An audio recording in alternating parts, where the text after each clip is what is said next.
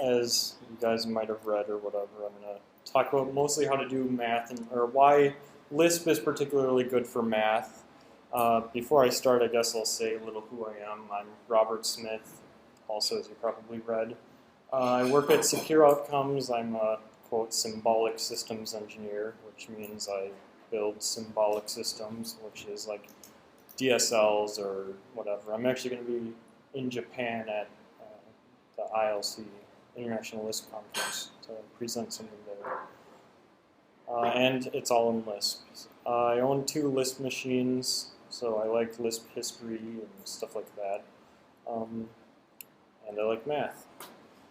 We'll say a little bit more. How come you got into Lisp so deeply at such a young age? At first, what I was doing is the first language I learned was AppleSoft Basic and an old Apple IIe or whatever.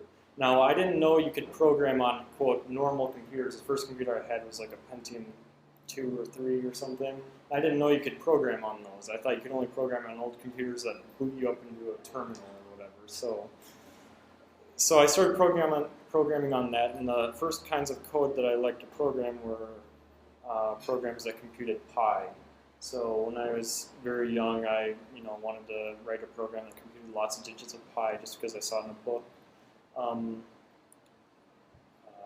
And so I tried writing a program in BASIC, and I just wrote something that made a floating point approximation of pi. And so later, then I found out you could actually program on a regular computer, so I programmed in QBasic for a little while when I was very young again. And then I started jumping languages a lot from there. And then I found Lisp, and I found out you have arbitrary precision arithmetic, you have all the stuff you would want for the most part for math.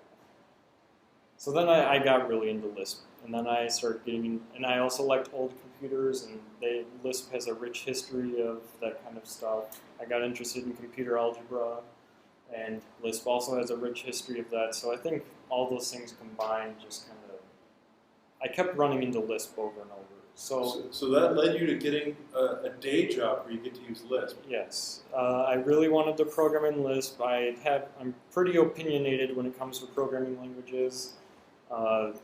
You might have seen my blog, Symbolics, but instead of an L, it's a number 1. I write a bunch of rants about why Lisp is better than the alternatives and whatnot. Sometimes I write about things that annoy me in Lisp, but yeah, that's and yeah, I applied. I looked for Lisp jobs, and I applied for one, and yeah, it led me to getting a day job. So you're doing cybersecurity as your day job? I wouldn't call it cybersecurity. It's more of what Secure Outcomes builds is a system about this big. It's a portable system with a touch screen and a digital fingerprint scanner. It takes forensic fingerprints. So it's for criminal booking and data entry and then fingerprint analysis, comparisons, lookups, stuff like that. And Lisp is inside the box? Lisp it's all the code that the entire application is written in Lisp. That's crazy. Is it ECL or SBCL? It's actually LispWorks. And the reason I think the CEO chose that was it had good...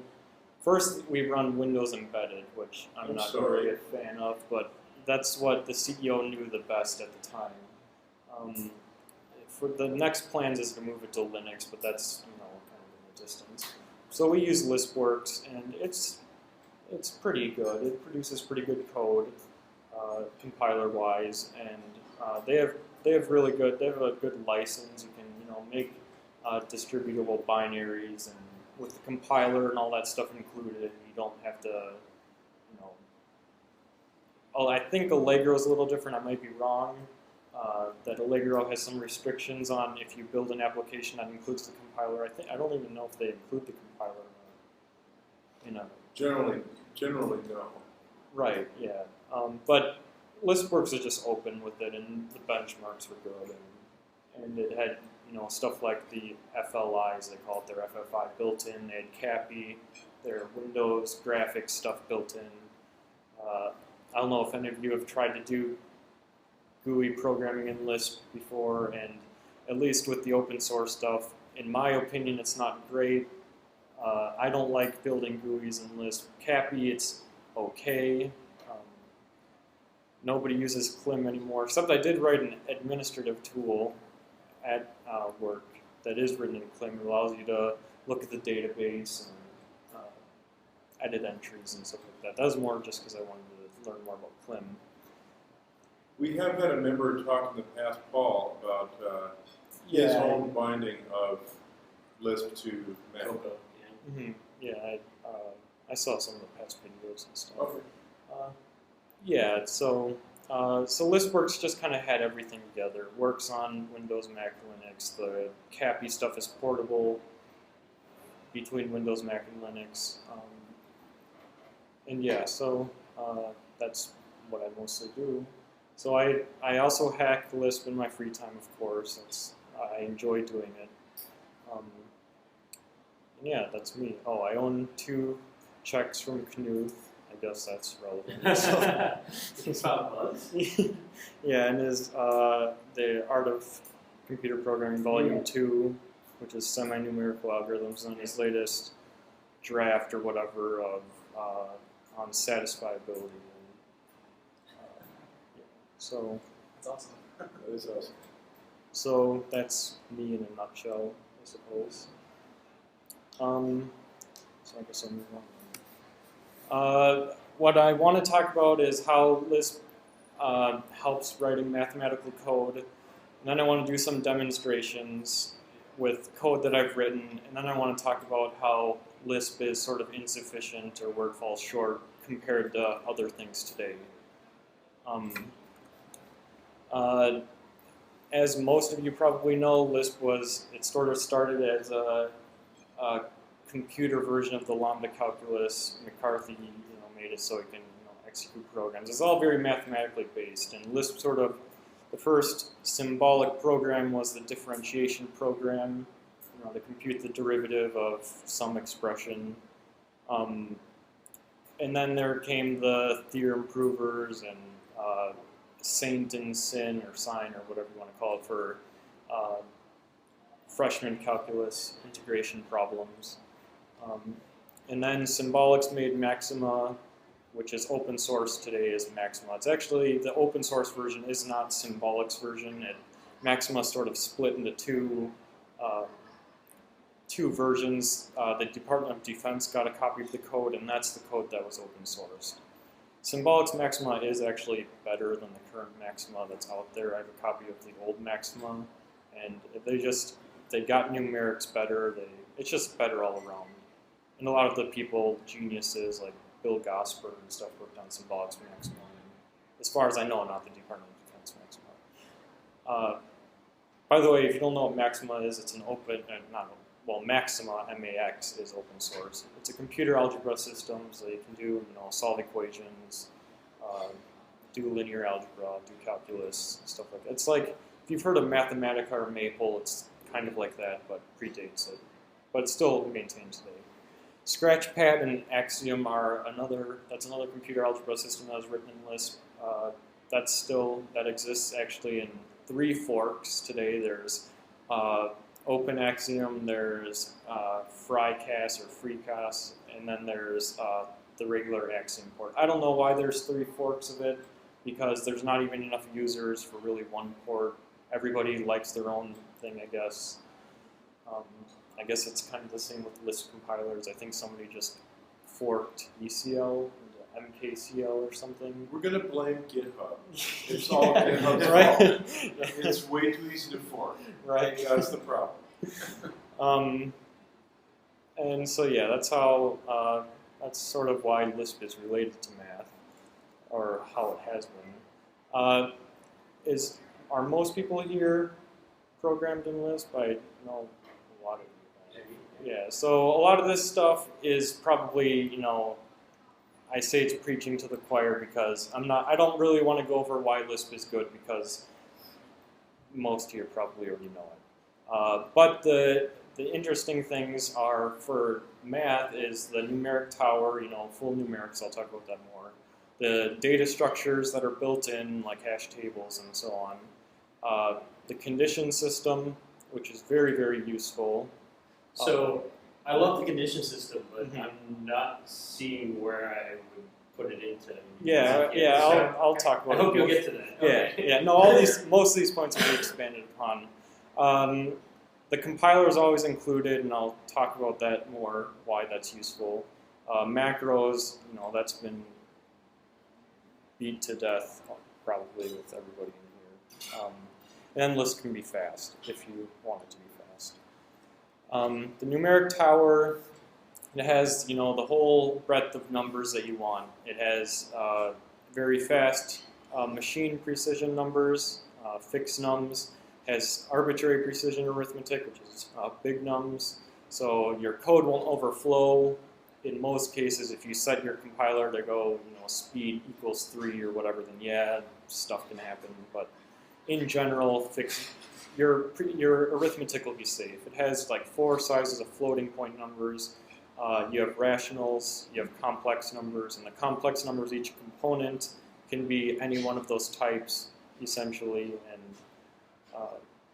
so yeah, the numeric tower is very useful for math. A lot of times you'll want to work exactly, not using floats or whatever. Floats don't cut it for a lot of things, especially if you're doing symbolic math and whatever. There are easy data structures, like I said before. You can usually hack something up to use all lists if you want to, sort of SICP style, where the car of the list is the type, and then the footer is all the data and whatever.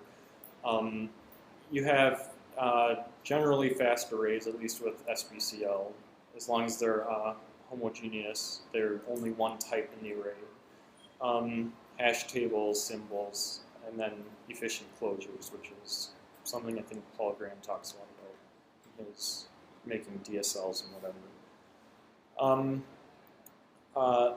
Conditions and robustness. Now, if you're running code that's going to be running for a long time, which I sometimes do, for example, for a Project Euler problem, I don't know if you guys are familiar with Project Euler. It's like 300, 400 problems, and they usually require a lot of math. And if you don't know enough math, then you're probably going to do something like brute force on it, or not the right thing. And so sometimes I don't know how to solve the problem, so I'll do something sort of akin to brute force, a little bit of math and whatever, and the program will last, more than 24 hours.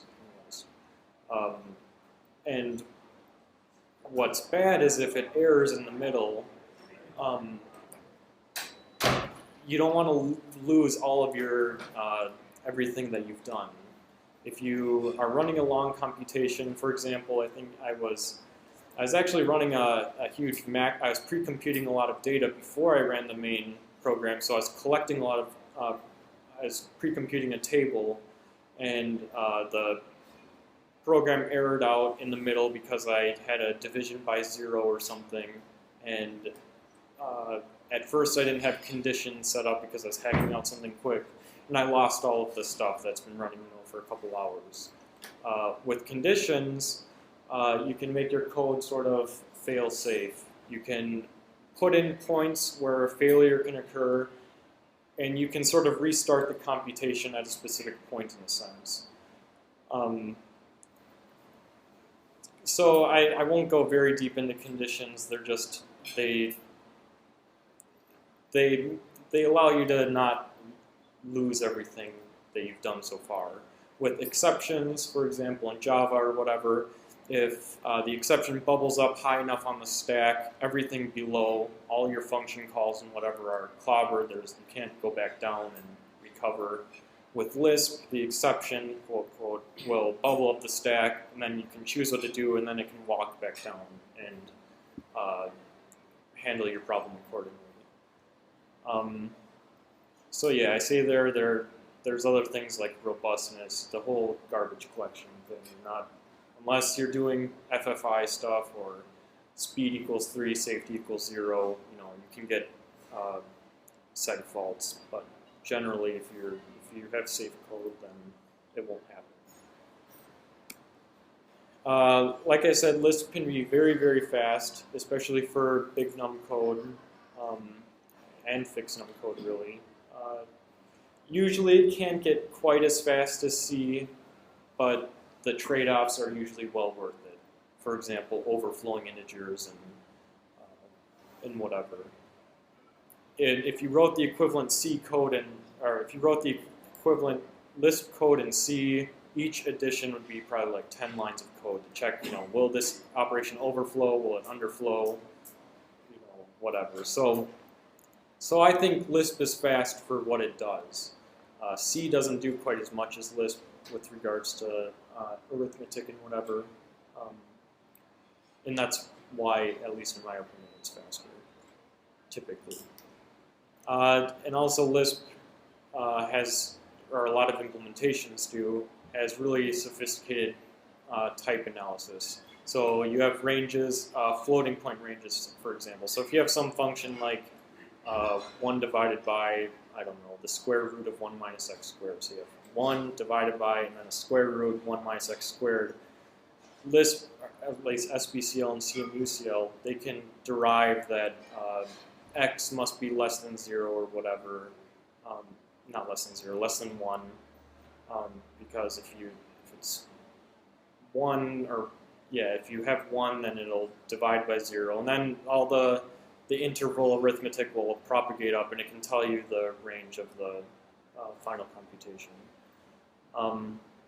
And that's why it can unbox stuff and whatnot. So now I'll go through some code stuff, specific examples of code that where Lisp has been helpful. And I'll start with the implementation of the fast Fourier transform. For those, what kind of math do people know in here, so I can kind of gauge what I should talk about? I mean, I know you know a lot of math. Yeah. I know what the FFT is. Yeah, it's I'll still, I guess, kind of keep it simple. Keep it. The Fourier transform, if you don't know what it is, it's a way of, think of, I guess the simplest way to explain it is, if you have a signal or function, for example, let's just say a simple sine wave. A wave has a frequency, which is sort of how fast the function beats, how fast the waves come in a sense. And so you can identify that sine wave by its frequency. There's other stuff like the phase and whatever, but I won't consider that important right here. So the frequency is, the main component of it. The fast Fourier transform will take any function and decompose it into its set of frequencies. So, so this is what your musical, your music playing programs, the little, what are they called? Where the little bars. Scope analyzer. Yeah, some, where you see the little bars pop up and whatever, that tells you at particular frequencies the current note is playing roughly. And that's what the Fourier transform does, is it takes something and turns it into that thing. So with this specific example,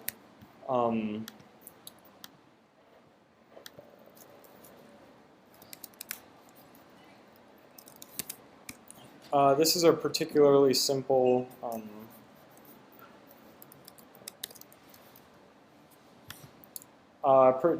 the examples here, let's see, control. This is for simplicity. Right here, macros are one way that's, it's nice to use. You can, here I use a macro to define a point-wise operation, meaning if you have two arrays and you want to operate, it's basically a map, which is, you can see right there. But I make it explicit that now I'm taking a regular operation that operates on two elements and making it work on an array. And so it allows you to write a pretty succinct fast Fourier transform, power of 2, to compare the regular way of writing the discrete Fourier transform as loops. At least this is how I write it. I think it's terribly ugly. I think the FFT is a lot nicer. I do use a couple functions that aren't in there. QTL is my Qtility library, which I'm trying to get rid of because we have enough utility libraries out there already. But it allows, Lisp allows you to write pretty succinct code. If you write the same thing in C or whatever, you have to do all this memory management. You have to, you're going to try to be modifying things in place most of the time. And function calls in C, they're not slow, but you know you can't use an inline function right here. Like right on this line right here, I'm computing the first n primitive or the first n primitive kth roots of unity. No, the first k whatever. They're primitive nth roots of unity, and I'm computing n divided by 2. Yeah. And so this code is very easy, and it turns out the speed is okay. It can be made faster if you do some optimizations or whatever. But as it is, it would be fine for if you had a low power of 2. If you're going to be doing millions and whatever, then that FFT algorithm won't be very good. I'm just going to keep it on this instead of. Can you go back there a second? Your slice function, yeah. is it making a copy, or is it making a lookup into the? It makes a copy. So what x will be right there is any sequence or whatever, and then it'll copy. Actually, the second argument can be any list. So you can have range is 0 to n space 2. So 0, 2, 4, and so it'll take all the even elements and all the odd elements out of it. So it makes a copy of each of those elements and generates a new list. And I guess that's about it for the Fourier transform. Again, this is mostly to show that it's easy to write things that are meaningful mathematically with a macro or a function, and then consequently define a succinct algorithm for it. If you look in books at the fast Fourier transform, they'll give you some ugly Fortran code with 2 nested loops or something like that. And, or a one-line equation. Yeah, right. Yeah. So yeah. The next example I have are hypergeometric series. This also is related to Lisp, if you don't know. Hypergeometric series, they're series where the coefficients of the series are rational, and if you take the n plus 1th coefficient and divide it by the nth coefficient, that'll be a rational function in n. That's what defines a hypergeometric series. The main thing about hypergeometric series is that they allow for the definition of a lot of different functions, for a lot of different constants. For example, pi can be defined with a hypergeometric series. In fact, we'll use it to compute pi, or I have a program that'll compute pi using Shadnovsky's algorithm. And yeah, so I guess I'll go to that code.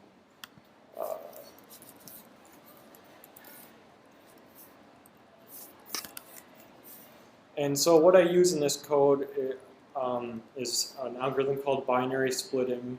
Basically, you want to compute n terms of a series. So for example, the series for E, which is 1 divided by k factorial times z, or actually that's just it. 1 divided by k factorial times z to the k. If you're computing n terms or whatever, you basically subdivide them. Then there's a clever way to combine a couple of terms. And it brings the computational complexity of computing the series down from, I don't remember the complexity exactly, but there's an n term and it turns into a log n term or something. But anyway, what I want to show with this code really is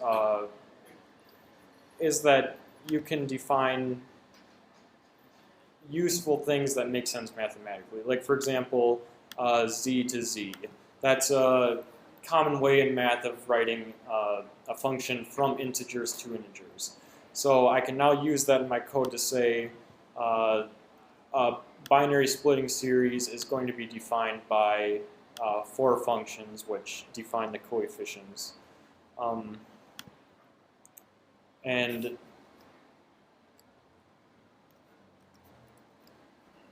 yeah, so I'm not going to go through and explain how binary splitting works. I mostly want to show that it can be coded in Lisp pretty well. And you see there's no explicit handling of big nums or anything like that because Lisp automatically does it. A friend of mine wrote this, I think, in C, using the GMP GIMP library, as I call it, and you know, it almost looks like assembly because you can only do one operation per line, and it's pretty terrible. So with this stuff, since I can compute arbitrary hypergeometric series, now I can define certain series. So to compute exponential e to the x or whatever, I make a series. This is the Chodnovsky formula, and actually somewhere I have a picture of the formula if you want to see it. Have you published your examples as open source? Yeah, all of this stuff is open source, and I'll show it where it is online. But yeah, everything you see here is online. What is it? Source.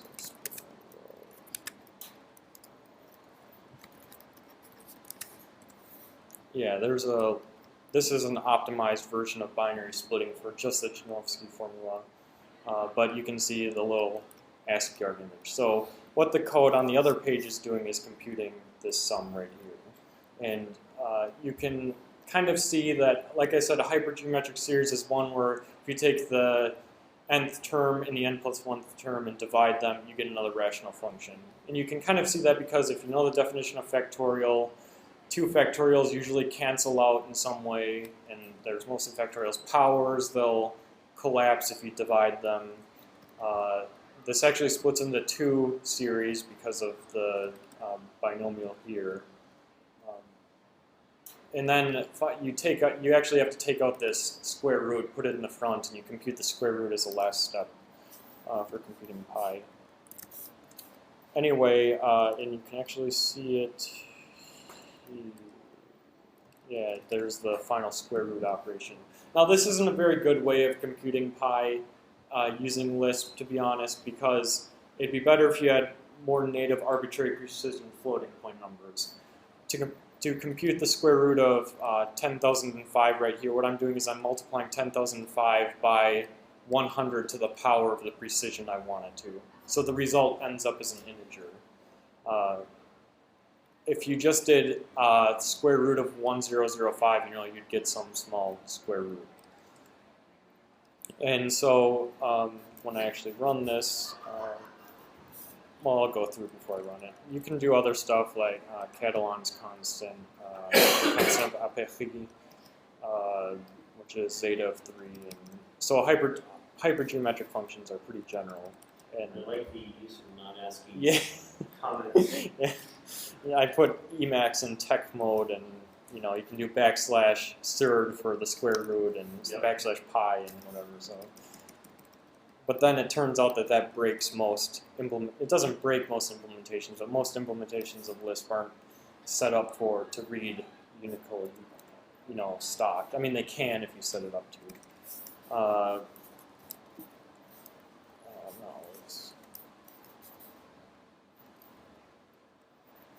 Okay, and this is another thing, as most of you probably know. I set the optimization speed to maximum, and so when you compile it, it gives you all sorts of, you know, fun notes about where it can be optimized. Here it's saying you can't do, you know, an inline version of multiplication because the result could overflow, so it has to, you know, do a general multiplication. But nonetheless,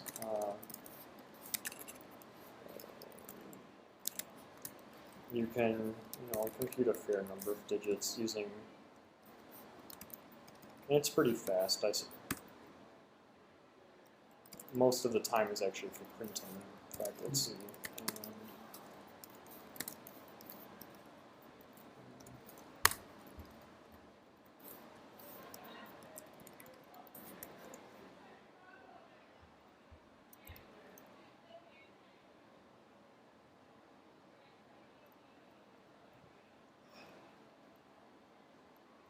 And one thing to note is SBCLs, big nums, aren't actually that great.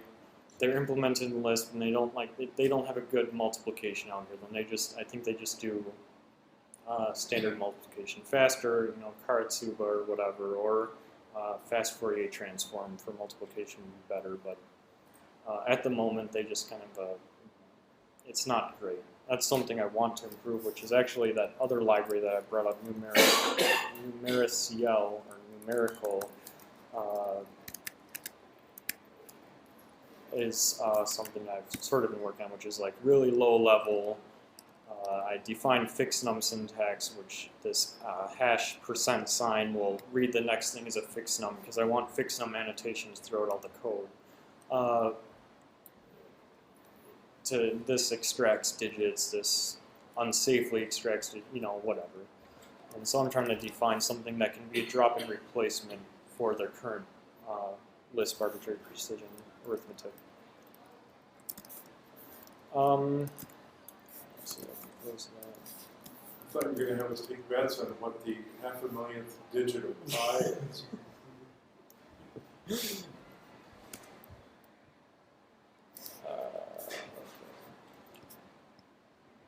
So yeah, that's that.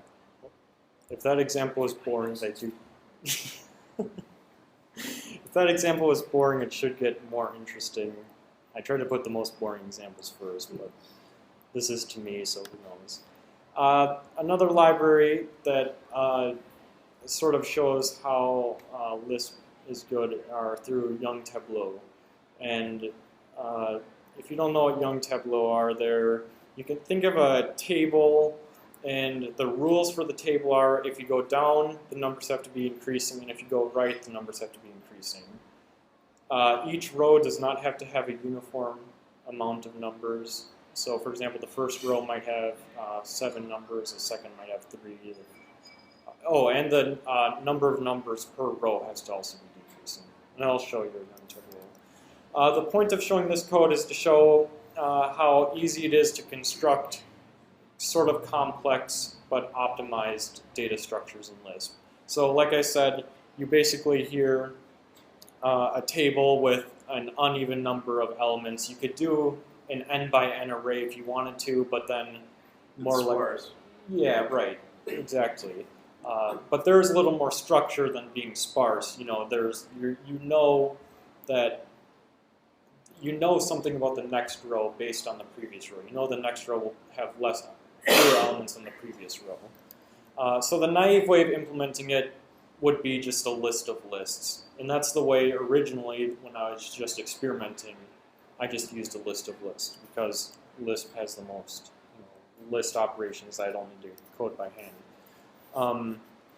Another useful thing which you'll see is that we can customize how things are displayed, which, believe it or not, is useful to people who aren't really programmers. Like I wouldn't really care to make a special pretty printer for Young Tableau. I mean, maybe I'd make a special print function, but I wouldn't require it at the REPL to display something nice and pretty. But mathematicians and people who aren't really the programmer type, they do want to see that stuff.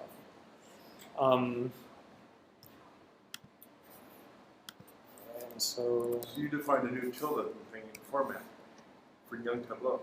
No, you don't need to. You can define if you use the list representation, then yeah, you'd have to do some weird thing and make your own formatter. But you can define your own pretty printer with print object, or if you're using a struct, which I do here, then defining the printer slot in the struct.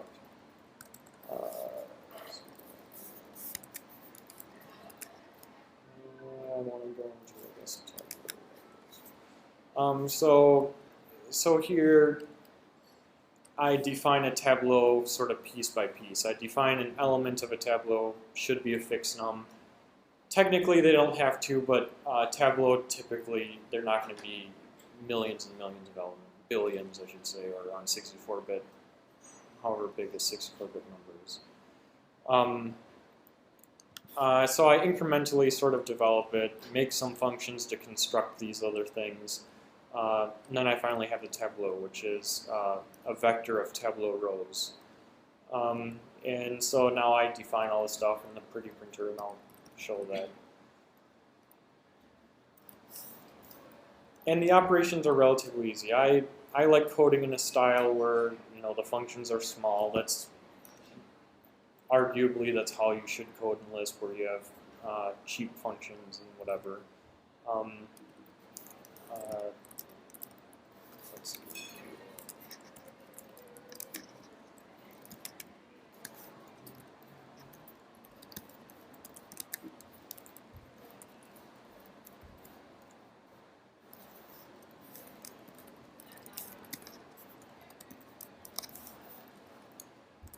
Okay, and so an example young Tableau would be, I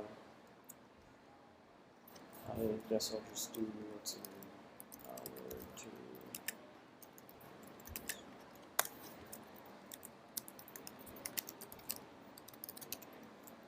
You can ignore what I'm typing, but there's an example of what a Tableau looks like. You can see it's something where the numbers are increasing to the right. You can see every row, the numbers are always increasing to the right. Every column, the numbers are increasing downward, and then the size of the rows decrease.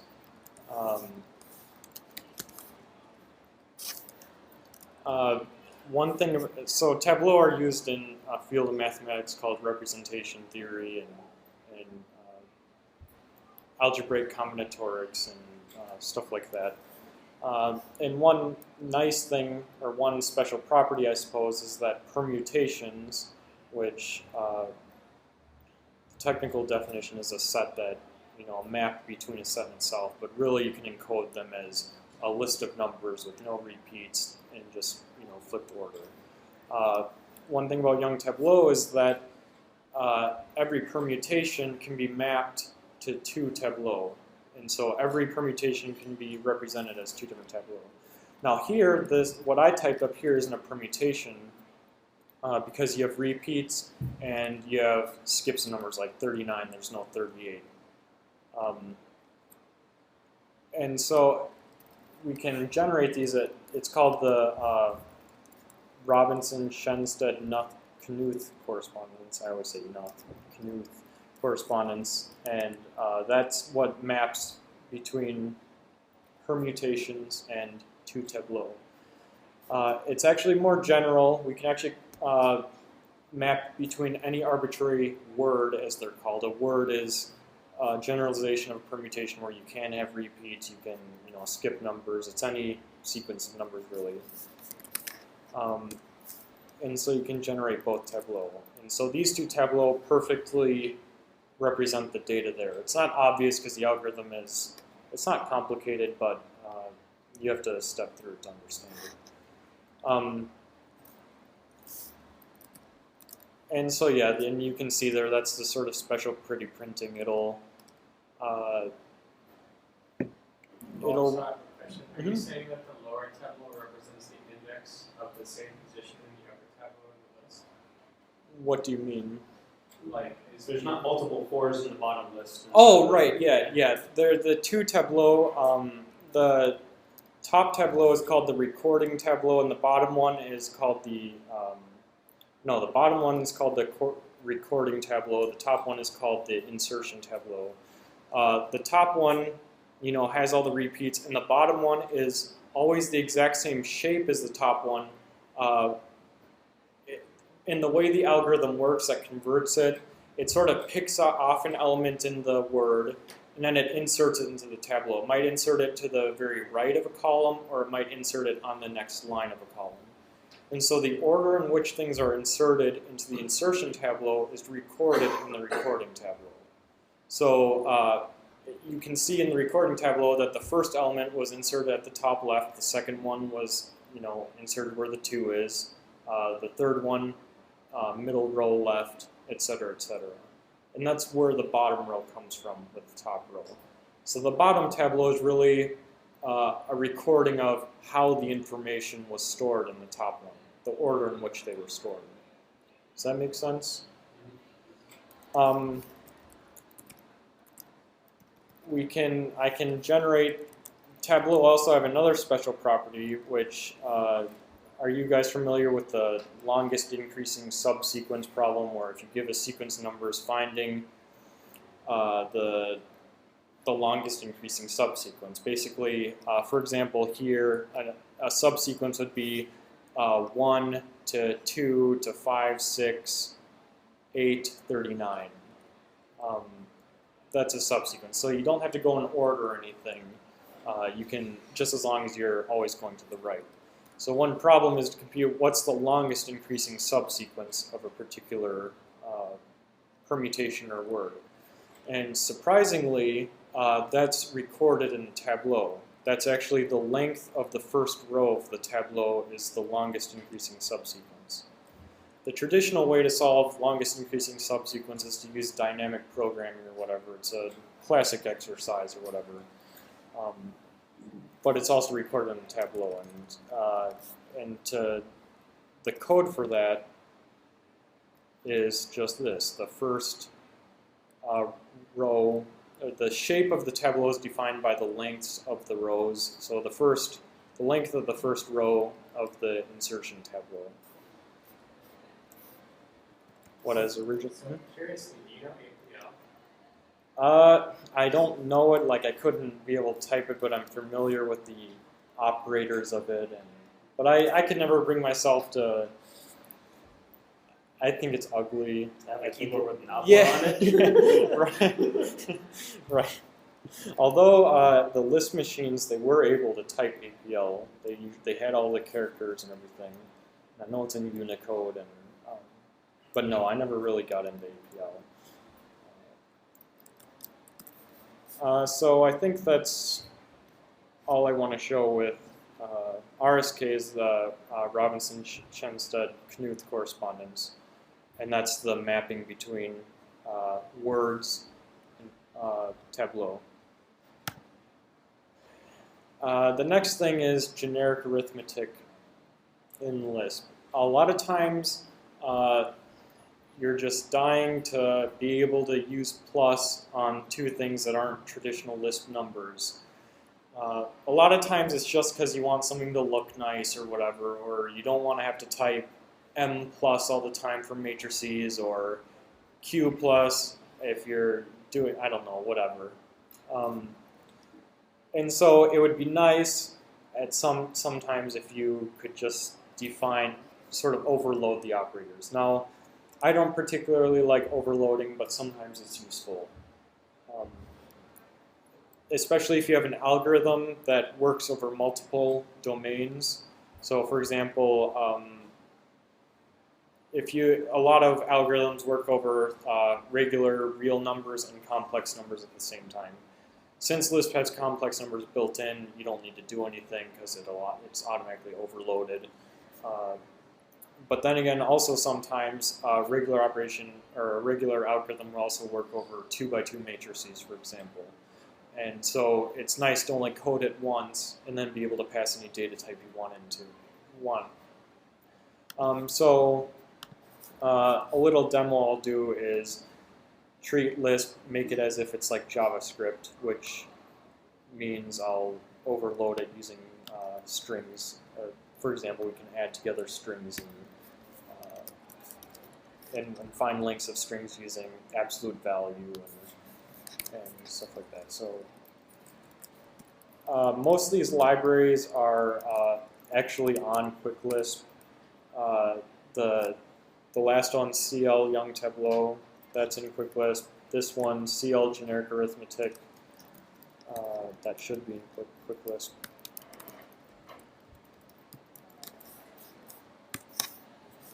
So the way this works is now, well, first we got to go into the package and package.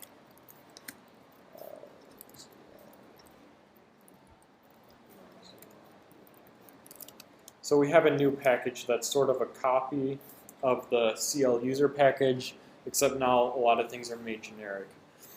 The way generic addition, subtraction, multiplication, division work in Lisp, since they're arbitrary number of arguments, you can't just define a method that, I mean, you can define methods that take arbitrary number of arguments, but It's more useful here to break it down and define the nullary case where it takes no arguments, the unary case where it takes one argument, and the binary case where it takes two arguments. So every operator that takes a variable number of arguments, we can define a method for it. So we have unary, or I should do nullary.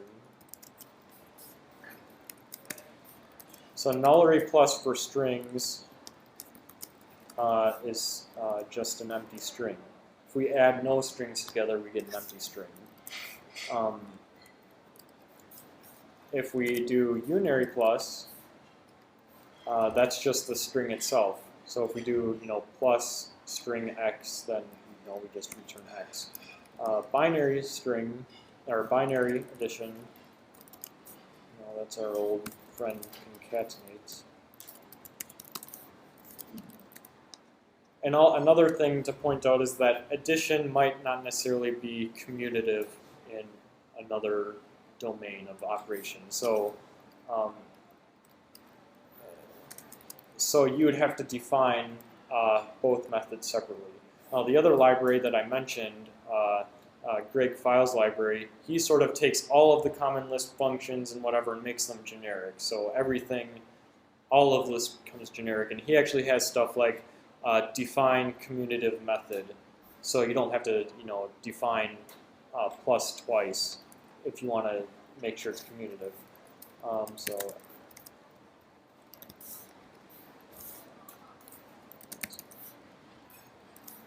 And so now that we define those operations, we can do plus hello world or whatever.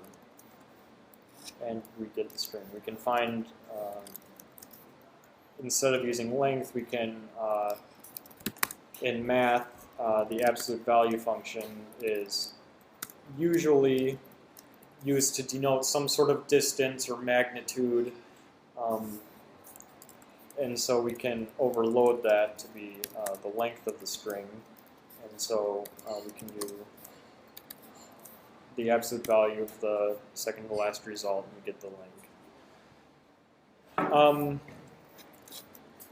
If you just do paren plus paren, that'll get you the null string?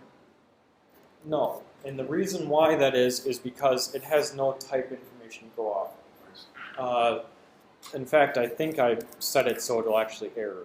Right, yeah. It's now plus before, since everything was numeric and everything was, a number, we could always default to 0. But now we have no information about what kind of type we're operating on. Should plus there return a 0 or should it return an empty string? Since that ambiguity is there, I made it so it becomes invalid. Now that can be a problem for stuff like if you're calling reduce or whatever and you happen to be reducing on an empty list. And that's where one sort of pitfall comes in. But for me so far it hasn't really been a problem because you can, for reduce and functions like that, you can provide the initial value. So is that a difference from the plus operator in traditional hexagonal? What do you mean? Like if you just say plus with no arguments? Not 0. Yeah, right. It returns 0 otherwise. I see. So you have to be careful they don't end up with a mathematical problem. Right, yeah. 0 is actually the right answer to return for empty argument because I don't know really how to explain it. What must you add to any number to get that same number back? And that's 0. So you can take that and think of, for multiplication, it would make sense that is 1. For max, it would be negative infinity. To find the maximum, negative infinity will never be the maximum of two numbers unless, yeah, right. So I think you get it.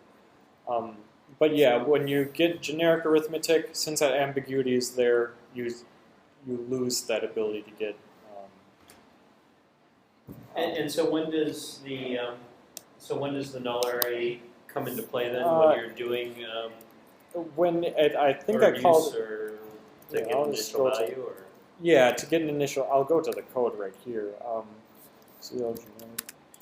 So, And but would it be possible to overload, like, say, locally, and use that to create a type that you want the operators inside the default to those kinds of What do you mean? Like you want to overload something within a function locally? So No, what I mean is that in this recursion, I want the plus with no arguments to be treated as if it was a type. Right. That's not in there right now.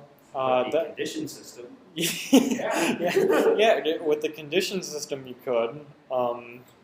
But yeah, no, that's not in there as is right now. So generic. I think it's it's in methods. And so here you actually can see everything that has become generic. There are some things. Let's see if I have any example. Where's the plus? That's at How do you get around package logs? at the very start. What I did is I'll go to the package declaration actually now. So there's a package called conduits, which is sort of it redefines def package so you can do things like include every symbol from the CL package except for these things, which you get to define on your own.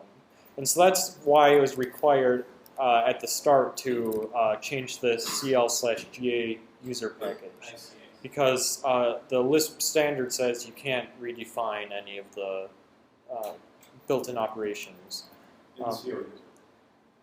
I think I don't know if you can in CL user. I know you can't in CL. In Common Lisp we can, like in the Common Lisp package. Sorry, Common Lisp user package. In CL user, I think is indicated by that. Right. Yeah. So the reduce I was going to that's in the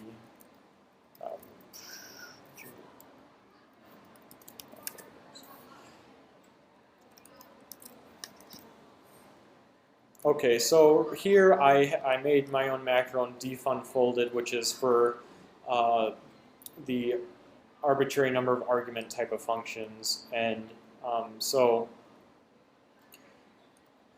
I don't remember if I used nullery plus. Yeah, okay. It's to compute the initial value. So okay, so what it is if you have a list of numbers or whatever, it'll take the first number from that list and compute the initial value by calling a nullery function on that number. And that gets the type. So for example, if we do plus 1, 2, 3, it'll take the first one and figure out what to return. It'll return 0 for nullery of 1, as you see right here. For any CL number, return 0. And it uses that as the initial value to this call to reduce right here. You can also, of course, call it manually. You can call nullery plus with some type, and you get your empty string. Now, to be honest, I don't know if I like this way of doing things. I kind of want to shift the library to to have a little more of an abstract algebra feel to it. So you, instead of defining all this stuff, you define a new ring or a group or a field or whatever, and then in there you specify the identity element. That's sort of the direction I want to go, but I'm not exactly sure how I would implement it. I guess the last example is that you can do stuff like you can also mix different kinds of types together. So if we want to multiply integer by a string, I don't know what language does it. Some weird languages where you can do like 3 times. Perl. Yeah, Perl or Python or. It's like in Java does, but only the right ordering. Yeah. So we can do. By the way, how would you guys write this? I was thinking about this earlier today when I was thinking about how I would duplicate a string. So if you do 3 times x, it'd do xxx. I do a loop collecting and then pipe that to apply concatenate string and then Yeah. collecting the Yeah, strings, but that'd be my first guess at it. Right. And I would hope there was something better. what I actually did, or what I thought I was doing, is That's nice too.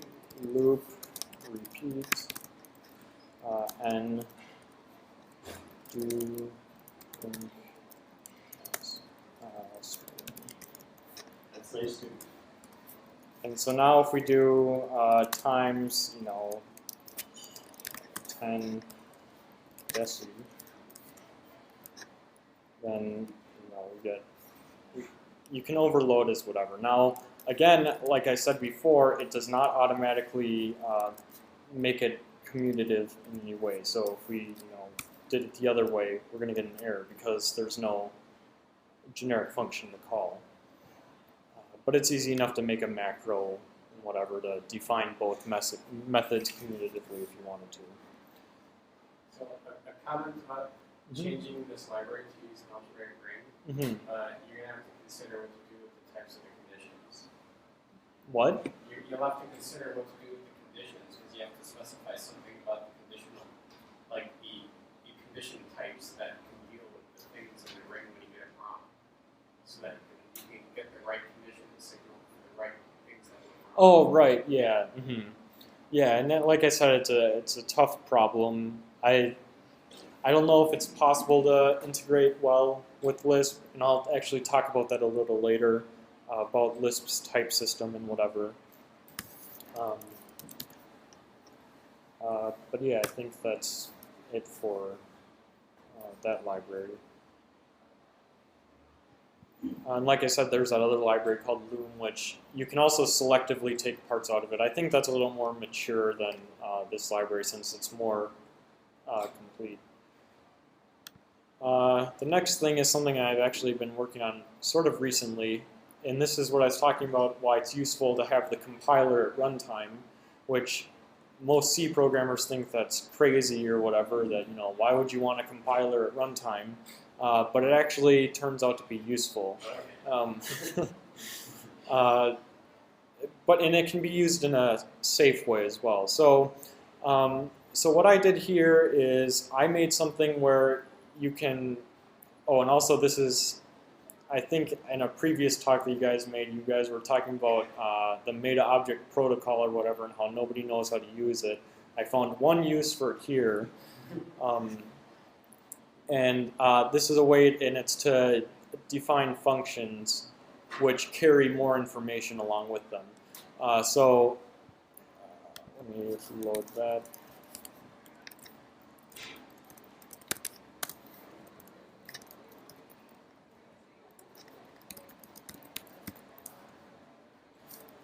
Okay, so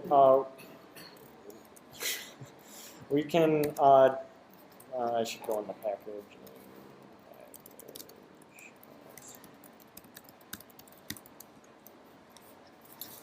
So we can define so-called symbolic functions. Define symbolic function. Let's say unit sign. This is the normal defun syntax basically, except one difference is that you don't have a body argument now. There's nothing stopping this macro from using a body argument, but it'll become apparent why it's not. Sign with a period of 1. 2 x. And there is a reason why I did 2 multiplications there over an arbitrary length multiplication also. So now I have this unit sign. We can use it as normal. It's a normal function that can be used just like any other. We can fun call it and whatnot.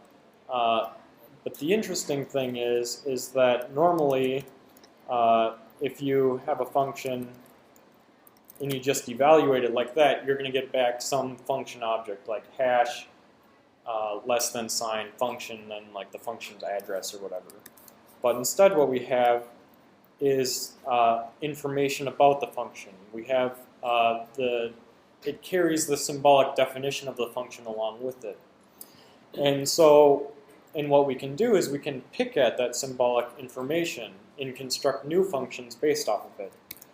So for a simple example, I have the symbolic lambda, or S lambda, which is it's the analog to the regular lambda, except it constructs a symbolic function. And so we can do stuff like differentiate it, which is it's basically the classical differentiator, and I'll go to it to show. And it produces a new function object that's differentiated form. Now you'll notice it's not simplified or whatever, but you can also define a simplifier, read Peter Norvik's book or whatever, and write a simplifier. It's not hard, and we can fun call it with another argument, like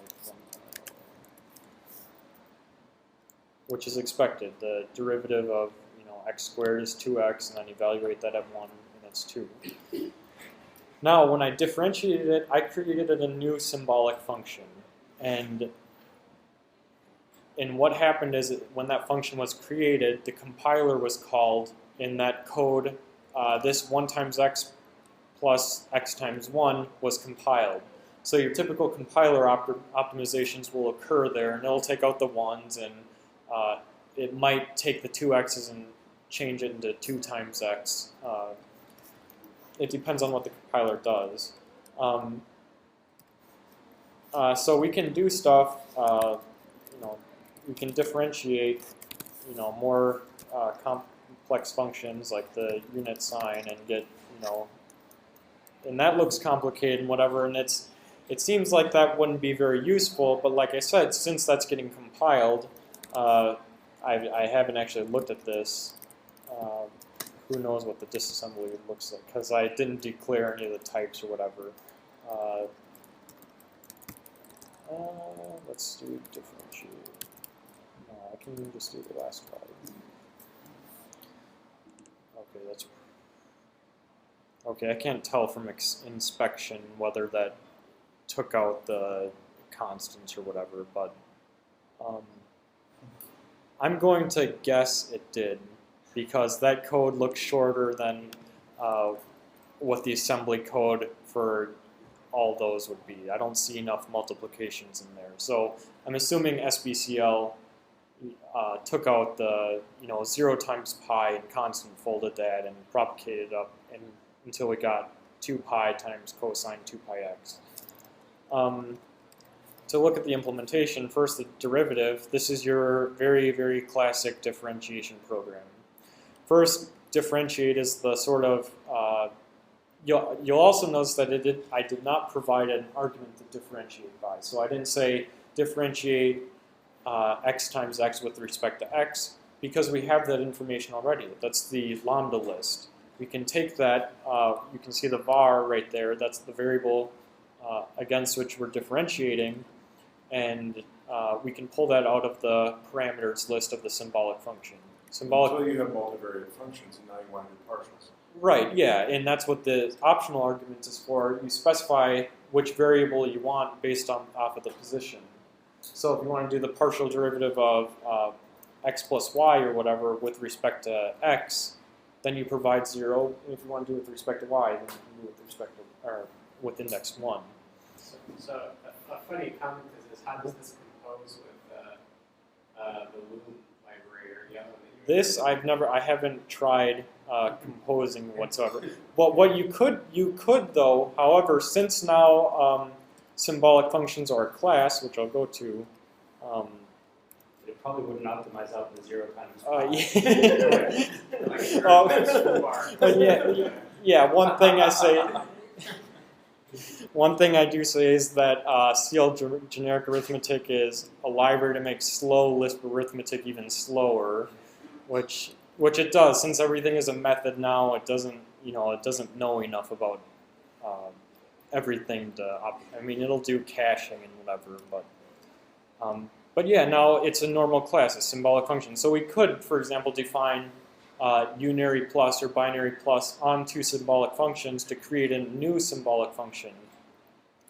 And this is where the mop stuff, in mop there's something called a fun callable standard class, which is a class that can be fun called, and that's why it gets its traditional Lisp properties.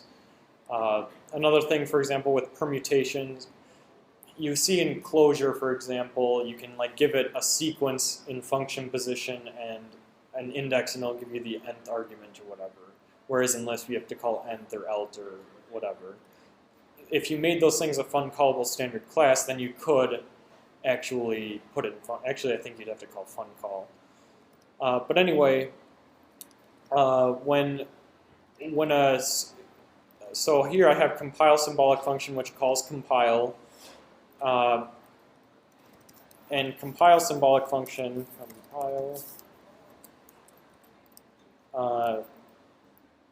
it'll check if it's compiled, and if it's not, when it's initialized, it'll recompile the function. And that's what I mean by poor man's JIT. JIT is just-in-time compiler. You know, all the new languages or whatever, they have compilers that compile the code on the fly, like Java or whatever. But you can sort of make your own fine-grained just-in-time compilation using compile. So it's not an audacious thing to include a compiler in your final executable or whatever. And yeah, here's an example of composition. You take a normal Lisp function, you give it a symbolic function, and it'll make a new symbolic function, which is the composition of those things. Other things which are nice, I think this is in Steele's book, Common List of the Language 2 or whatever.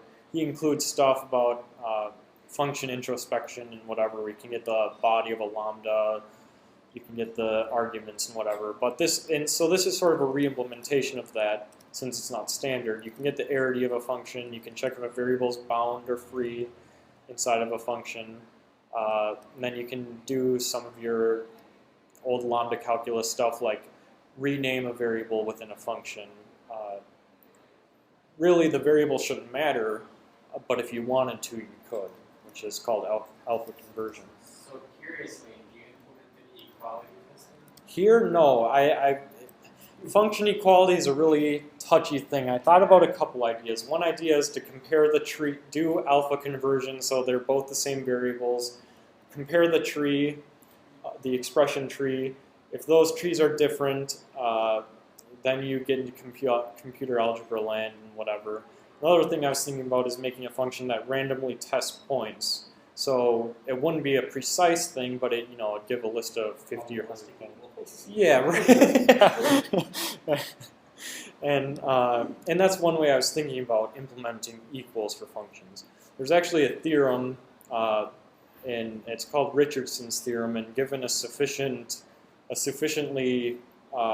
broad number of operations, actually it's only, if you have pi, log, plus, minus, times, divide, composition, that it's undecidable if two operations are, or if two functions are equal. So in general, the problem isn't solvable, but we can, from an engineering standpoint, you can do good enough. Yeah, I think that's also called Turing equivalence.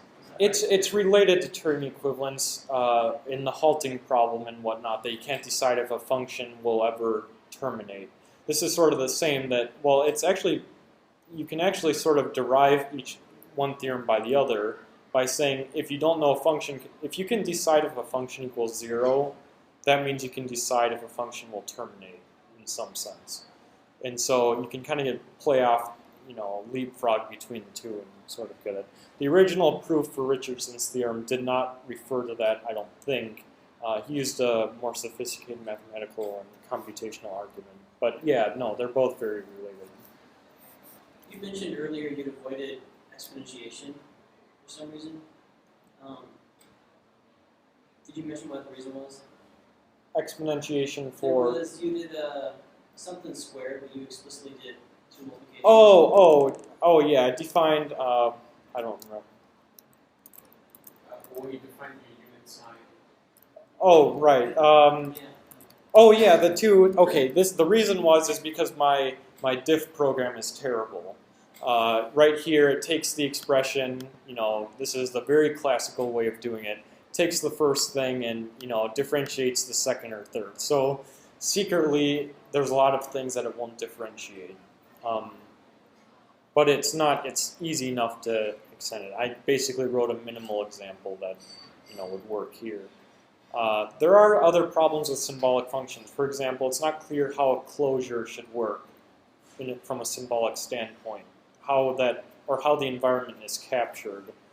It's also not, since any Lisp expression is valid, how would you differentiate a Lisp expression that has lets and whatnot? I guess you could do chain rule or whatever, but it depends where things are actually being let.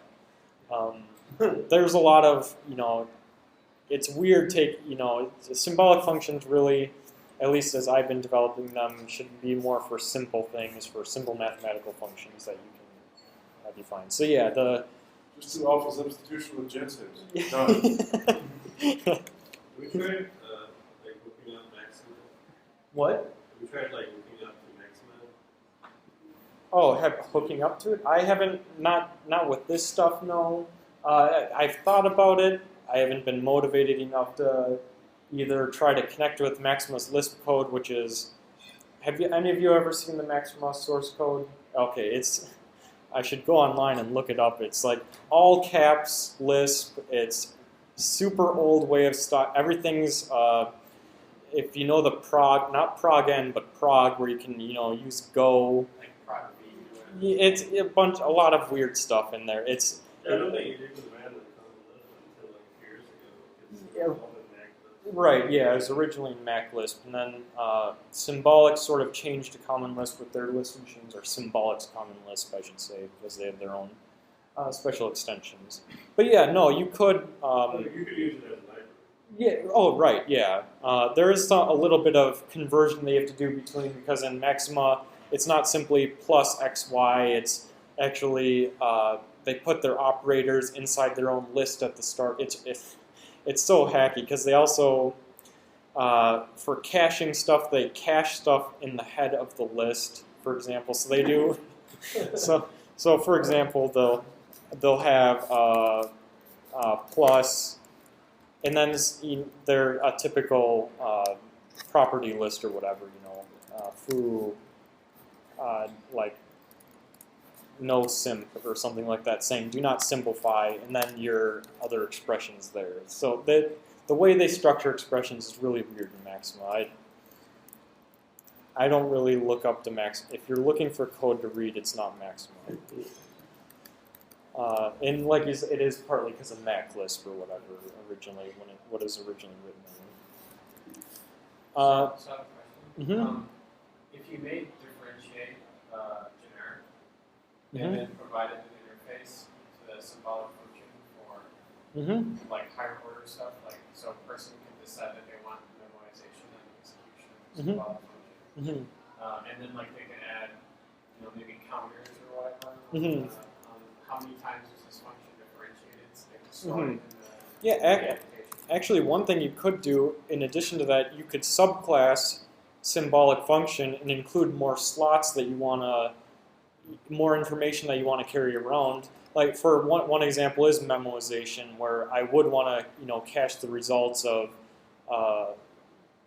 calls to a symbolic function or whatever, or cache calls to differentiate or whatever. You can include more stuff in if you subclass symbolic function. You get all the symbolic functionality plus whatever else you want. I think the biggest theme here is including more information in your function. So this, in my opinion, this isn't really about including a symbolic form of the function. To me, this is more about carrying extra information with a function, but still being able to treat it as a normal Lisp function. I think that's all with symbolic functions. Again, this is all open source and whatever. If you want to, I don't use GitHub. I'm on Bitbucket or whatever, so you can. I prefer you send me a patch and not do like pull requests or weird stuff like that. But whatever, you can. If you improve it in some way, send it.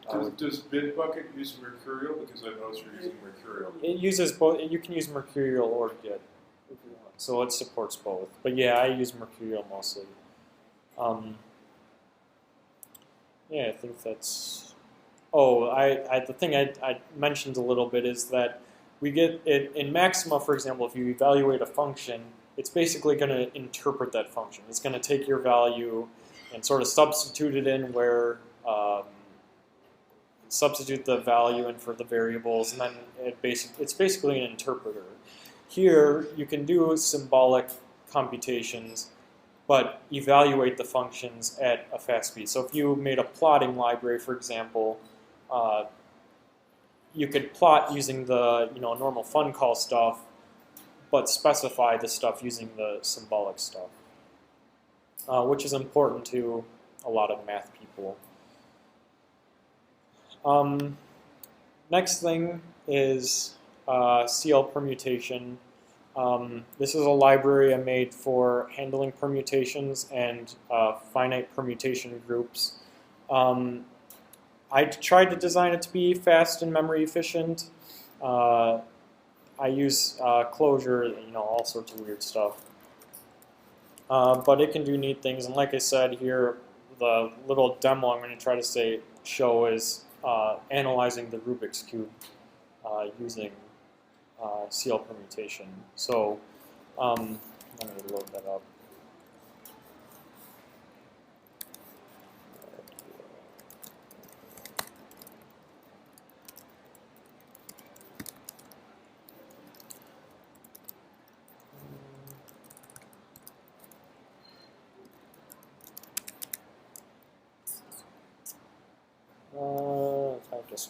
I'll go on the permutation, I suppose.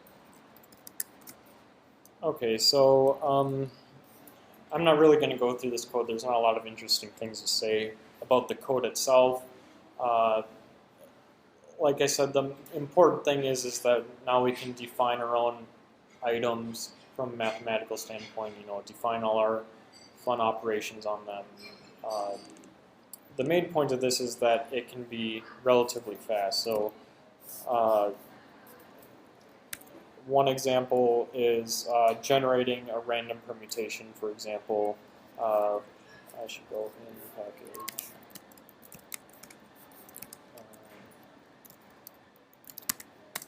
I use perm for everything. That's something Knuth actually wants, is everybody starts saying perm instead of permutation, because permutation has too many syllables. So, we can generate random permutations. Again, to recap, a permutation is basically a list of numbers with no repeats and no gaps. If we try making a permutation with a gap, for example, we'll get an error. If you try. Oh, and also I make the permutations start at 1. Mathematicians, at least that I've talked to, are very picky about this. They say, I'm not going to use your library if all the permutations start at 0, which is a huge pain from a coding standpoint. Here I have this extra slot in here, not slot, but element of the array that never gets used, and so for all the code, let's see if I can find an example.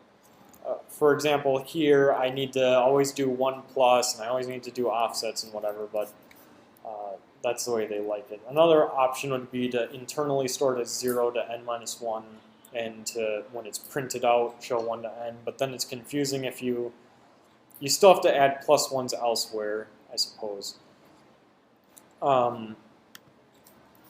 So anyway, we can do random things. Permutations themselves aren't very interesting. There's also a fast implementation of permutation generation. So we have like do list, we have do perms. So P, let's generate all of permutations of length 3. Format T, D.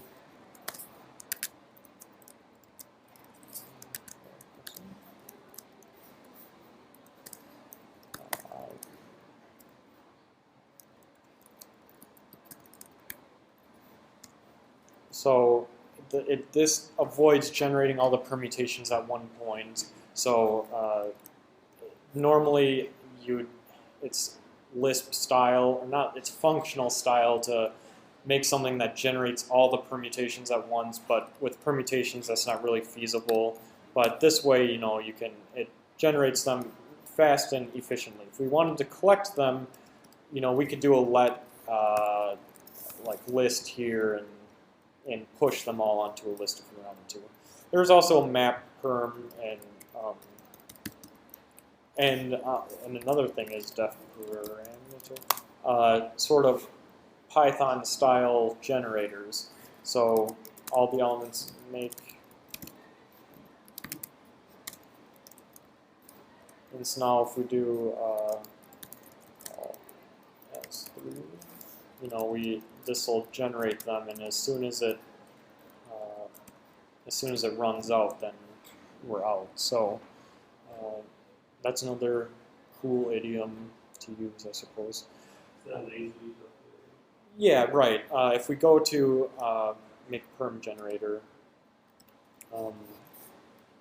it creates a closure somewhere right here, lambda, and it generates the next perm. So I have a function that'll take a permutation and generate the next permutation, and so it generates the next permutation on the fly, which I guess you can consider as lazy. So the more interesting part now is our permutation groups. If you're not familiar with what group theory is, a group is basically a collection of, think of it like a class in the object-oriented sense. A group is a class that supports an operation and then a bunch of elements. So the group of integers with plus, that's a group, because we can take two integers, add them together, and produce a new integer. Permutations, we can take two permutations, connect them together by composition, and that produces a new permutation. So you can think of Rubik's Cube, and I drew a nice ASCII art for you guys. You can label all the numbers on a 3x3 Rubik's Cube, and the act of twisting aside, that moves numbers all around. And so what your permutation would be is the list of numbers that basically moves. So the permutation for twisting the up face or the top face would be all the numbers scrambled up, but then 12, 13, 20, 21, those would all be in the same position. So what I did is I defined all the moves right here. I manually labeled a Rubik's Cube or whatever, and wrote out the numbers. And so each of these moves, these are the 6 moves. We can turn the top face, bottom, left, right, front, back, and we can generate something called a group from them. The interesting thing with groups is that we can do interesting operations. So we define the group, and it takes a little bit, and now we have the 3x3 group. We can do stuff, for example, like how many positions does a Rubik's Cube have? And we calculate the group order, and it calculates it that's pretty fast. The computer algebra system Sage, which is written in Python, the equivalent code written there, I think that took 10 or 15 seconds or so to calculate the order. So Lisp, for even high-level code that's not deeply numeric, it's pretty fast. It's like you see here, I don't have a lot of optimizations or anything like that, so it could even be faster. But Lisp is pretty fast by default too. So this is the number. The order of a group is how many unique elements there are, and so we can compute that. We can do other stuff like random group elements. So now we want a random position on the 3x3 cube. Now, in that generates a truly uniformly random position on the cube. Now, if you think about it, that's not such a trivial problem. We can't just take a cube and mix it up randomly, because how do we know that's uniform? When you twist sides, that's not uniformly changing the state. A side could return back to a previous state that you're already in. even if you know the, it's called God's number, which is the number of turns that can achieve any position. In this case, it's 20. Even if you know 20 moves can reach any position, choosing 20 random moves does not necessarily mean you'll choose any cube position uniformly. But in this case, it does group theory and something called the Schreier-Sims algorithm that decomposes a group into basically a sort of basis in the linear algebra sense. And so we can, in the elements of the basis are linearly independent in some group theory sense. And so we can calculate the order of each element in the basis, and then we can multiply those together, and that's how we get the size of the group. To get a random element, we can basically choose a random number of times up to the order of each element to produce a new random permutation. Now, this permutation notation isn't very nice for Rubik's Cube stuff. Like, we don't know what piece anything goes to. So we can actually say 2 cycles, and we can put this in cycle notation. And what this is saying is that the sticker 1 is going to where sticker 33 was, sticker 33 is going to 14, and so on and so forth, and 11 goes back to 1. And that's what cycle notation is. If we understand cycle notation, then we can do something interesting, which is testing if an element is in a group. I was surprised you didn't use cycle notation in your definition. Yeah, of well, the first, group. actually, the reason I wrote that is because I didn't write 2 cycles to begin with, and then after I wrote that, I'm like, okay, I'll finally go and write this. I didn't really like the cycle code because you have to normalize the cycles because the cycles can be in any order. So these are actually normalized cycles. It goes from the minimum. Actually, I think I have the. But from cycles is a lot easier than 2 cycles. Yeah. Oh, yeah. So. Where was? Okay. Yeah. Where's the normalization?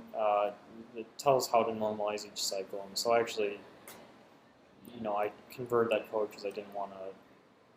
Originally, I didn't want to write the cycle code, but now it's useful. Now I'll actually use it for a sort of demonstration. If we go back and look at this cube picture, one question we might ask is it possible to switch elements 7 and 18?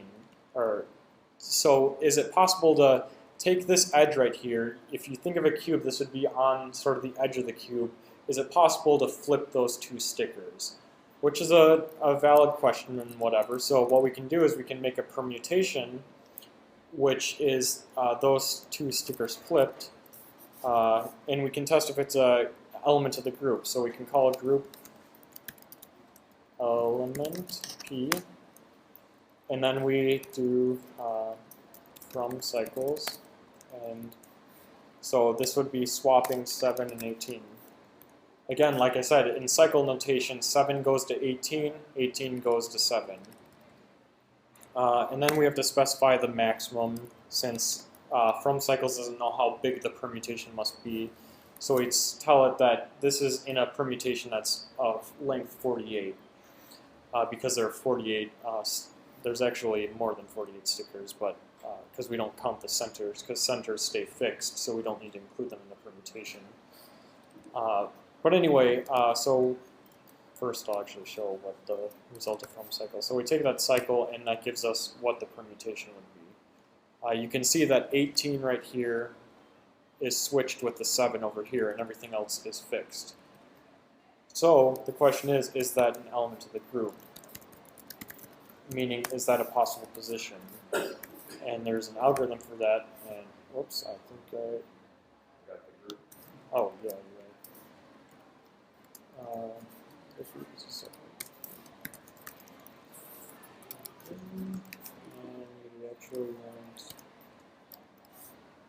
Okay, I forgot. Star excludes the. Yeah. And no. So what this is saying is that it's impossible to switch 2 edge stickers on a cube. Another question might be if we switch 7 and 18 and perhaps can we switch more edges? So another edge is 2 and 34. You can just take my word for it that that's another edge. 4 and 10, that's another edge. And 5 and 26. I'll go to the picture, I suppose. So it's asking if we can switch this edge, all these top edges right here, if we can flip those, flip the stickers with their respective other sticker down here. So 10 and 4, can we flip that and flip 7 and 10 and flip 5 and 26, which is way over there, and flip 2 and 34. It might seem a little bit,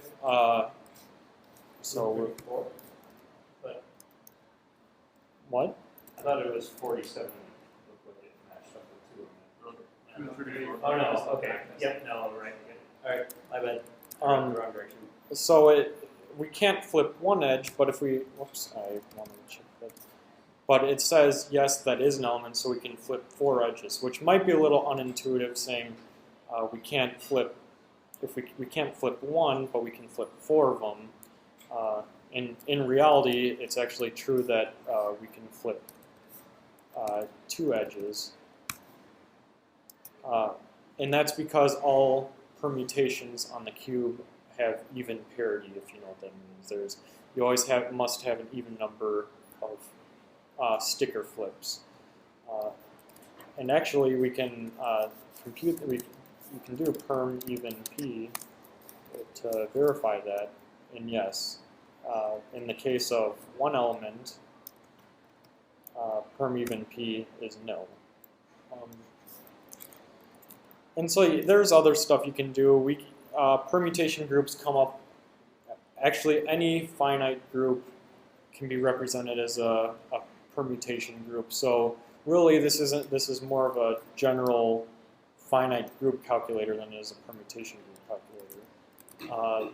It's useful for stuff like, for example, if you want to calculate how many, I don't know, there's a lot of stuff you can do. Group theory is a pretty big field. And that's it for the demo so far. And so the last thing really are the problems with Lisp and math. I hope that code so far was sort of convincing that it can be good for math, not just simple math, but more advanced mathematics, from both a mathematician standpoint and a programmer standpoint. But there are things that Lisp does wrong, or isn't very good at for math. One of the things are that types in Lisp are awful, in the sense that we can make new types and stuff, but they're like C's type def and whatever. You can make new classes, but I don't know if any of you have used Haskell or standard ML or something like that, but you can make really cool types. You can, I wrote a whole huge blog post about it actually. We have no parametric types. I mean, we do for arrays. We can say an array consists of integers or floating point numbers, but what if we want to make our own container? Like, we want to say this tree consists of integers or floating point numbers. Lisp doesn't really allow us to do something that the compiler can use. Whereas Haskell and whatever, you can say, you can have a general type. A tree can hold anything and whatnot.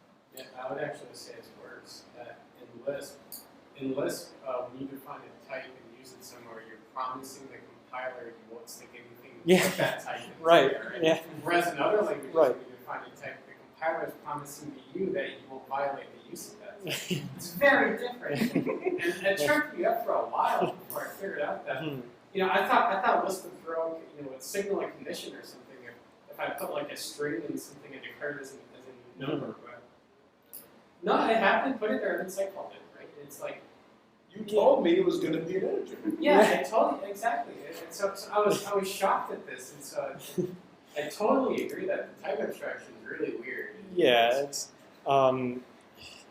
Okay, I have to show this because I don't know if it's still, no, I don't think it's still connected.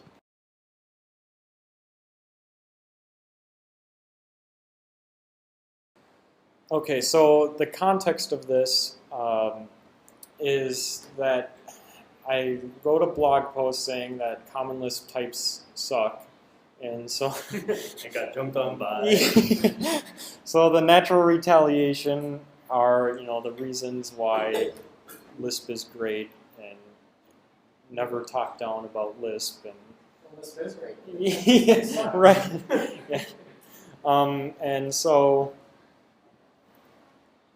somebody what the thing was is I gave the tree example. I said you can't make a tree with a parametric type or whatever, and somebody was like, "Oh, but you can," and so, and in their code, the response was.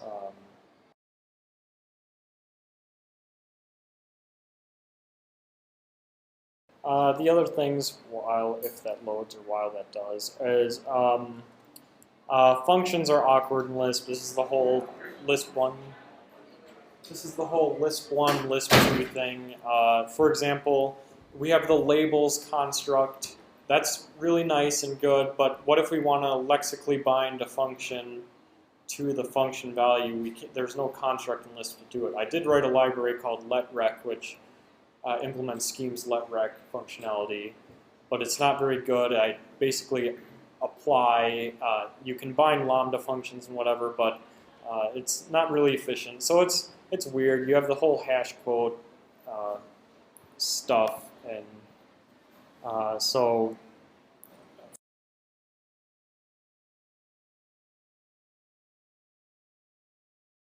I wrote this, long blog post saying, here's what Lisp types you can do. We can't even define basically like an enum. We can, but it's hacky, and there's ways to confuse the enum for other types.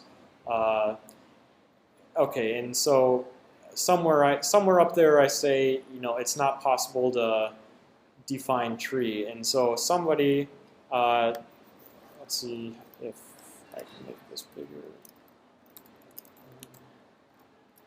Okay, so this is what somebody said to define a tree data type is to at macro expansion time to eval a new defun which checks if the tree elements are of a certain type. So we're walking the tree right here and checking that each tree element is the right type, and so now we technically have a parametric data type. But every time you declare a type like tree of integer, every time you make that declaration, it's going to expand this and define a new function to check that each thing is there. And as you might be able to guess, a compiler, that's not going to be of any use to a compiler. A compiler can't decipher from this stuff that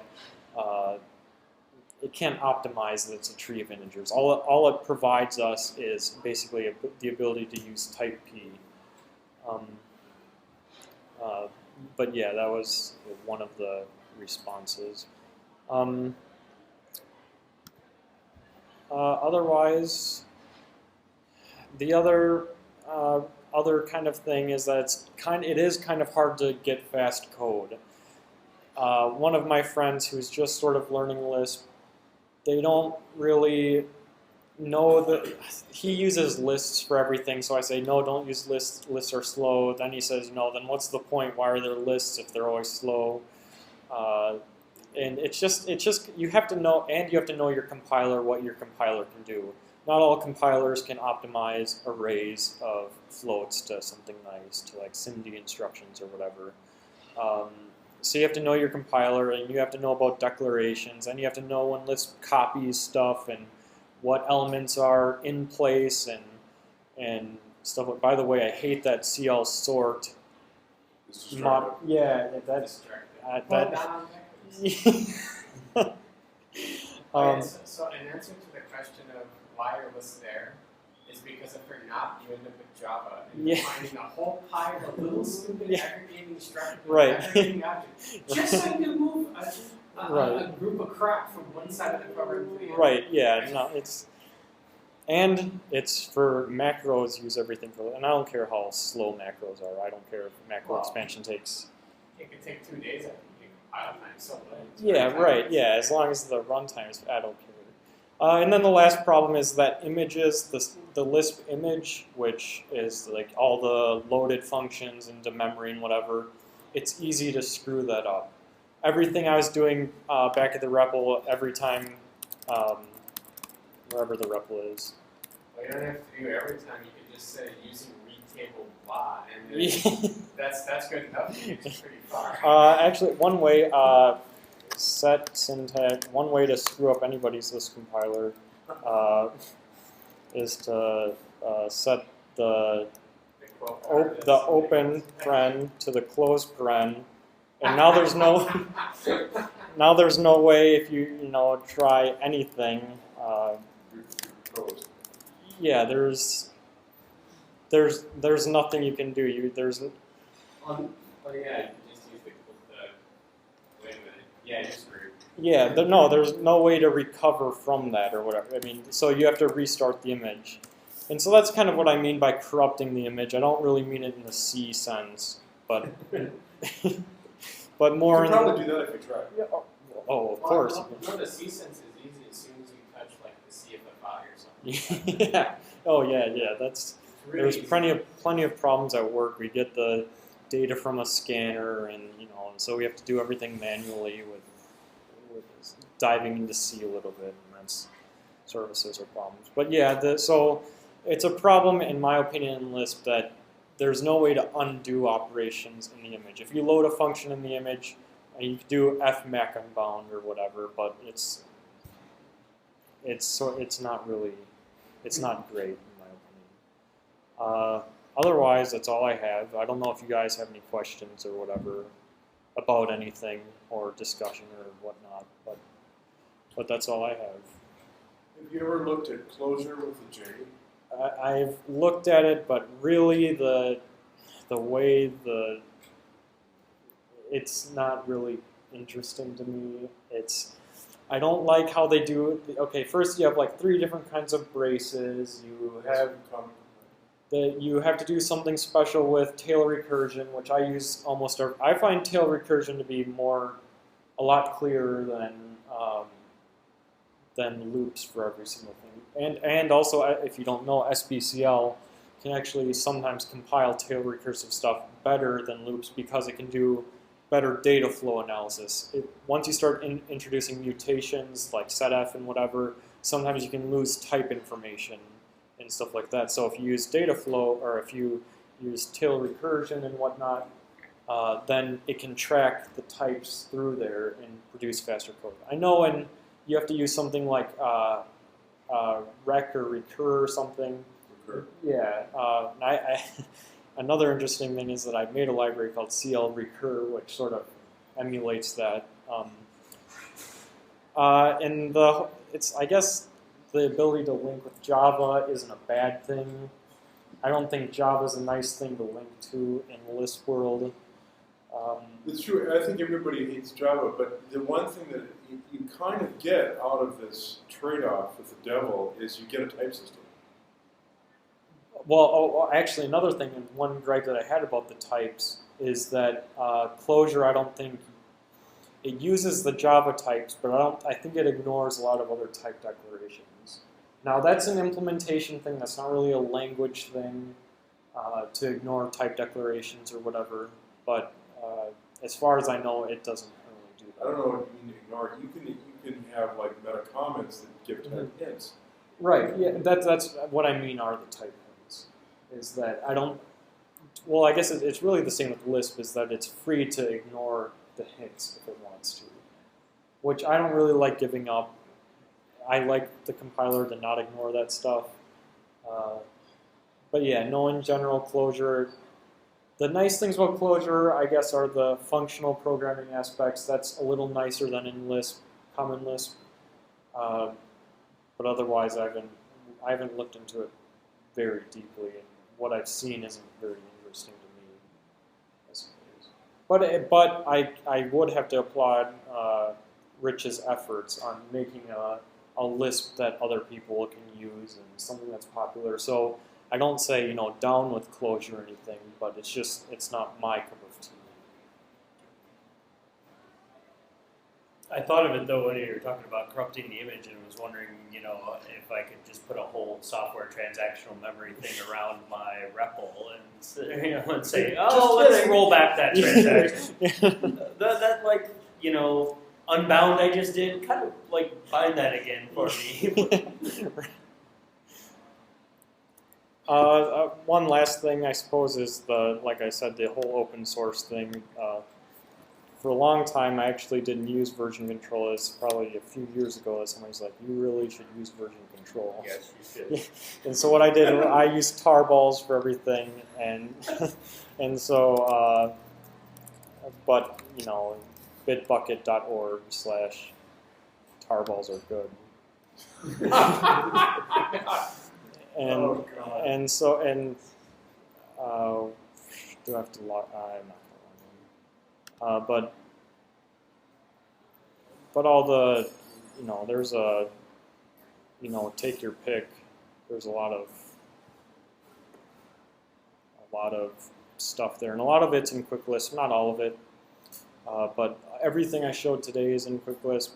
An interesting thing to look for bits of code are in Lisp Random, which is really a bunch of stuff. For example, Hindley-Milner type checking. Cock and Wilf trees, if you know what those are, fairy sequences, stuff like that. The FFT example, lots of GCD examples.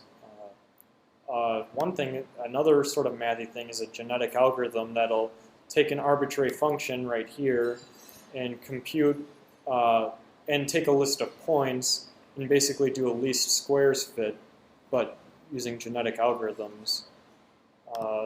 So yeah, there's enough stuff to keep you busy, and a little. If you don't know a lot about restarts, I made a sort of mini, actually a blog post too about how to use restarts, when to use them. Because at first, when I first used restarts, I mostly used them basically as exception handling.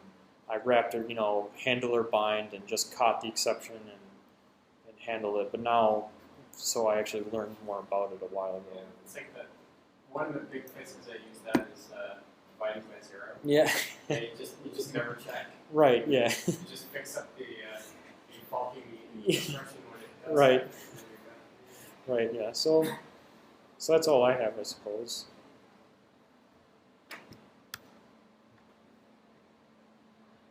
Wow. Thank you. Thank you. Yeah. That was awesome. Yeah.